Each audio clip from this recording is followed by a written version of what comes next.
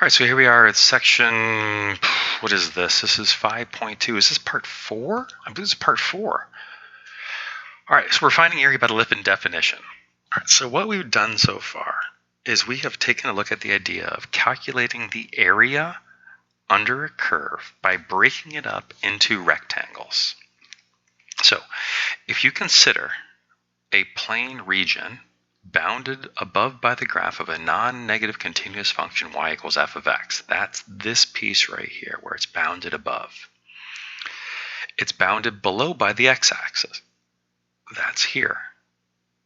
And it's bounded on the left and right by the vertical lines at x equals a and x equals b. Okay? Now, to approximate this area, we've been breaking it up into a fixed number n subintervals, each of equal width. So here's where the stuff starts to get more theoretical and less practical. Right?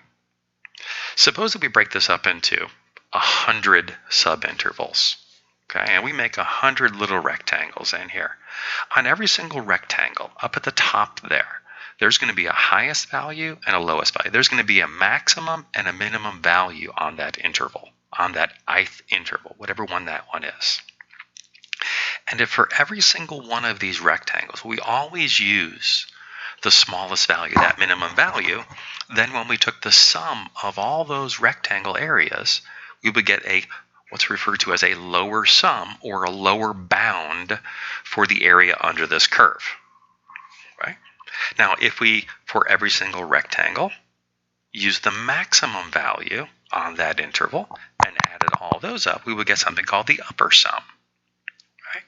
And so we can define these two approximations. We can say that the lower sum, okay, and we're going to use lowercase s of n, where n is the number of rectangles, 10, 20, 500, 2,000, whatever number of rectangles we make. The lower sum, that little s, is always going to be the f of m sub I. And let's take a look at what that means. F means function, m sub I means the minimum value, so it's finding the function's value at the minimum, so the lowest point, to make that smallest rectangle, times that delta x, which is our width. And so the f sub x sub I is the height, the delta x is the width. Height times width means that this whole term is area. This means add up all of these things. So add up all the areas, and you're going to get a lower sum because you've added up all of the areas where every single rectangle's height is the smallest it can be on that interval. Okay? That's not to say that since this is the minimum, all rectangles are that height. This is to say that on every interval, when we zoom in on that interval, we can always find the smallest point and say that one's that tall. And this next one, it's that tall. And if my interval over here spans this minimum, then this one's that tall. That we can always find a minimum value to measure our height. The upper sum just takes the other argument. The upper sum says, find the max height, find the width, height times width is area, add up all those areas, and you're going to get an upper sum. Now, lower sums are always smaller than the true area. Upper sums are always larger than the true area. But what if we were to take and push that n, this n right here, and this n right here, the number of rectangles, what if we were to push that number larger and larger and larger? More and more and more rectangles. If we push that number to more and more and more rectangles, then at some point, the number of rectangles is going to get so large that that left-hand edge and that right-hand edge, the width of the rectangles is going to have to get narrower and narrower and narrower. That right-hand edge and that left-hand edge are going to have to get closer and closer together. As I cram more rectangles into this picture, those two edges, the width of that rectangle has to get smaller. The only way to put more rectangles in here and stay between those pink lines is to make the rectangles narrower. And if I put so many rectangles in here that these things get so narrow, then the lower sum and the upper sum are going to approach each other. And if I put infinitely many rectangles in here, then the lower sum becomes the same number as the upper sum. And if the true area is between these, the squeeze theorem, remember the squeeze theorem from a long time ago? The squeeze theorem says when you squeeze the top and the bottom together, the middle's in there too. And the true sum will be stuck there in the middle. Right? So if I take and push the limits of the upper sum and the lower sum out to infinity, that is, we're taking n out to infinity, the number of rectangles approaches infinity, then the value of the lower sum is going to approach the value of the upper sum, which will approach the area, become the area of the curve. Okay? Now, in practice, no one does it this way, because calculating these values right here, these smallest and largest on every single interval, is really, really hard to do. But we can get around that because it doesn't really matter, okay, whether you pick the highest point or the lowest point. Because when the rectangles get narrow enough, the highest point is the lowest point on that interval. When the rectangle gets so narrow that the left edge and the right end are essentially the same, highest value and lowest value are the same. And we have no width, we just have a height. And we add up all those heights, and we get the area of the curve. So in practice, what we do is we either use the left, the right, or the midpoint. Now, do you happen to remember the formulas for lefts, rights, and midpoints? Well, the formula for lefts for that sample point said that a sub I was equal to a plus I minus 1 times delta x. Right was that the sample point a sub I was equal to a plus I times delta x. And the midpoint formula said that your a sub I, your sample point, was a plus I minus a half times delta x. And so my suggestion is to use the easiest. That and that are not easy. That's the easiest. It's not going to be easy what we're going to do here, but that's the easiest one. And so what I would suggest is do that. Use that one to find the area. Right? Now, just to review, you ready? We want to find the exact area under that curve. I want to find out, and I'm going to get rid of all the parts of this that I don't need anymore because I scribbled all over this thing. I want to find the exact, why won't this erase? This is weird. Let's try it a different way. Thinks it's already erased. I want to find the exact area of that green piece. The way that I'm going to do it is I am going to use this Riemann sum, this rectangle approach, but instead of using 3 or 4 or 20 rectangles, I'm going to use infinitely many rectangles. And when I use infinitely many rectangles, the width of the rectangles goes to 0, and the area approximation loses all of its error and is no longer approximation, becomes the exact value. And so what we get here is we get this, the definition of the area of a region of a plane. If f is a continuous and non-negative function on the interval a to b, this is figure 113 right here. So see the figure. The area of the region bounded by the graph, the x-axis, and the vertical lines x equals a and x equals b is equal to the limit as n approaches infinity of the summation of, as I goes from 1 to n, of f of c sub I delta x. Now this c sub I that's here just says it is a sample point somewhere in the interval. Right? These being less than or equal to gives the ability for it to be the left or the right or somewhere in the middle. Right? I'm going to choose the rights because those are the easiest to work with. Right? And so we're going to use this formula to find the exact area. So here's our first example. Find the area bounded by the graph of f of x equals x squared That's interesting. That's a typo. This should read x squared plus 1 because this curve has clearly been translated vertically by 1 unit. All right, I fixed that in your copy from the website. Yours will be corrected. Okay. So bounded by the function f of x equals x squared plus 1, the x-axis and the vertical lines x equals 0 and x equals 1. Right? Now the formula tells me this. That area is going to be the limit as n approaches infinity of the summation as I equals 1 to n. I goes from 1 to n of f of sample point, whatever I choose it to be, delta x. Right?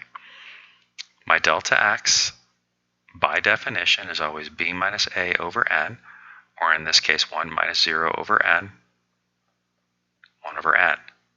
My c sub I, my sample point, I'm going to use rights. The formula for that is a plus I times delta x. So for this specific example, that's going to be 0 plus I times 1 over n, or if you prefer, I over n. Now I need to put this there, put this there, and do the math. So my area is going to be the limit as n approaches infinity of the summation as I equals 1 to n of f, my function, of c sub I of I over n times my delta x, which is 1 over n. Okay? Now what I need to do is I need to take this function and replace it with that guy, the function itself. So now we're going to get the limit as n approaches infinity of the summation as I goes from 1 to n of I over n squared plus 1 times 1 over n. Now if you're wondering where that came from, that's x squared plus 1 right there. That's what that is. Okay? So now we have the limit as n approaches infinity of the summation as I goes from 1 to n of I squared over n cubed plus 1 over n. Right? So distribute that in, do the math. Right? Now I'm going to use my knowledge of limits and my knowledge of summations to make this work. Okay? All right, so I know that I can rip this thing apart at this addition symbol. All right? So then this is going to become the limit as n approaches infinity of one summation, which is going to be I equals 1 to n of I squared over n, plus another summation as I equals 1 to n of 1 over n. All right, now here's where things are going to get a little tricky, so stay with me on this. The variable of summation is the I. There is no variable here. There's no I in that, so that is just a constant. So again, I can use another summation formula to turn the first summation into, oops, I have a typo here. That's an n cubed, isn't it? Okay, whew, good. Glad I caught that. 1 over n cubed times the summation as I goes from 1 to n of I squared plus, well, I'm just going to use a formula on this one. There's no I in there, so this is just the summation of c, which turns into c times n. So this is just going to turn into 1 over n times n. And I'm going to do that same kind of thing here for that I squared. And so then I'm going to get the limit as n approaches infinity of 1 over n cubed times n plus 1 times 2n plus 1 over 6 plus 1. 1 over n times n is 1.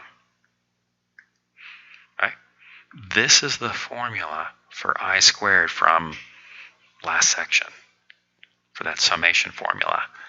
The limit is still there. I haven't dealt with the limit yet. I'm still just kind of dragging it along. So now I have the limit as n approaches infinity of, okay, so I have n times n plus 1 times 2n plus 1 over 6n cubed plus 1. And now I need to see what's going to happen with this mess as n approaches infinity. All right, so now here's where it's going to take a little bit of college algebra. You've got to remember some of that college algebra, right? You ready? Here goes. If I were to multiply this whole mess out, do you see how that would give me a polynomial with a leading term of 2n cubed? And so if I multiply that out,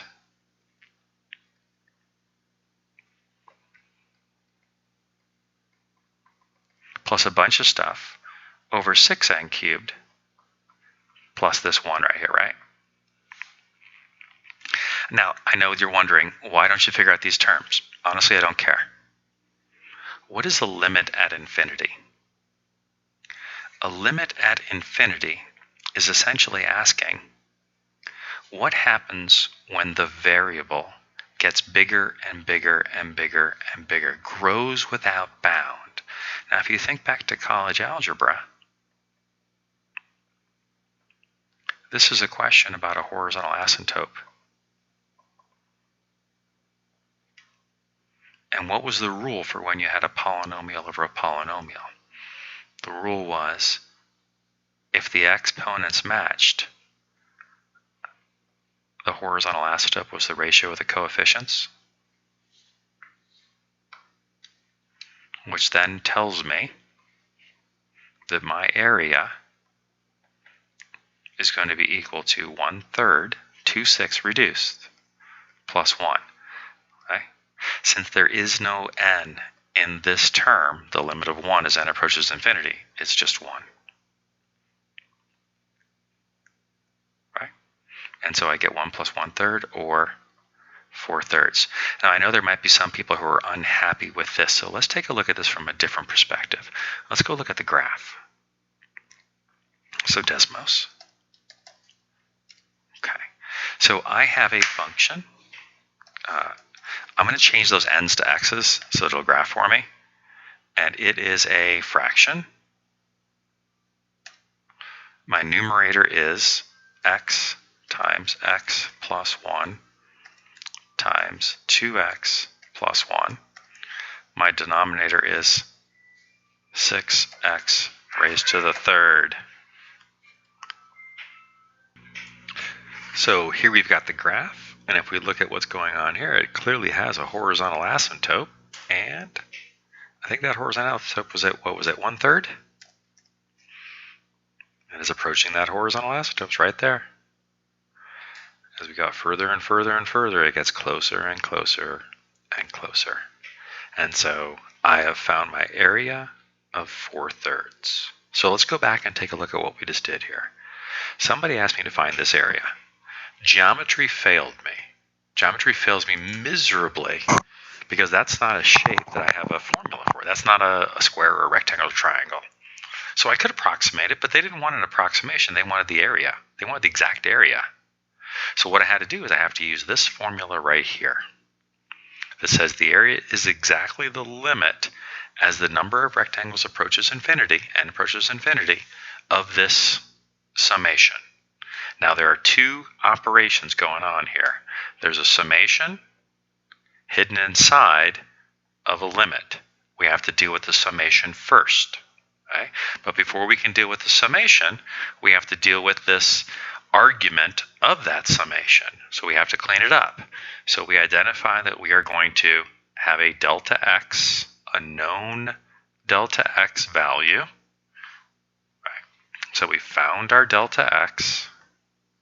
We found our sample point. and we plugged those into that formula. That is not sufficient yet, though. So then we took and replaced with what the function is. That is the x squared plus 1 that was given to us in the stem of the problem. And now I've got my summation down to a point where it only contains things that I can deal with, i's and n's. Since the indexing variable of the summation is an I, anything that isn't an I, I'm treating as a constant. So when I went from the green to the pink, distributing, cleaning up algebra, from the pink to the orange, I'm using summation rules. From the orange to the blue, summation rules. Now you'll notice that when I went from the orange to the blue, one of the summations went away because I'm seeing this as a constant. And there's a formula for that says the summation of a constant is just the constant times the upper limit of summation, c times n. So the constant is 1 over n because it doesn't have an I in it. It's a constant. 1 over n times n is 1. And that's where this 1 down here comes from. Right? I'm still working on the other summation. Right?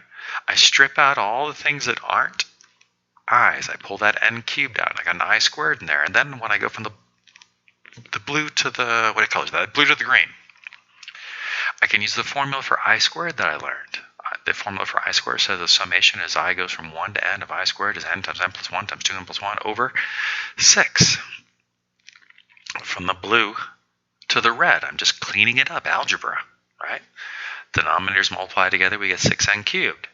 Now here's where things get tricky. From the blue to the red is when I'm starting to apply limits at infinity. Now limits at infinity are just asking the question, does this thing have a horizontal asymptote? Since it is a polynomial function, it will have a horizontal asymptote if, and then we're going to use those rules from college algebra. If the numerator has a higher power than the denominator, there is no horizontal asymptote, and the thing will blow up to infinity or negative infinity. If they have the same power, then it's the ratio of the coefficients. In this case, 2/6, which reduces down to 1/3. And if the denominator is larger than the numerator, the highest power of the denominator is larger than the highest power of the numerator, then the limit is 0. Right? In this case, since they are both cubics, it's 1/3. And then that 1 over there on the right, since the limit variable is n, that's a constant, and the limit of a constant is just the constant. So in this case, it's just 1. I get my area is 1/3 plus 1. And I have found the exact area under this curve. Right? That's 22 minutes. Hopefully when we do this next one in the next video, we can go faster.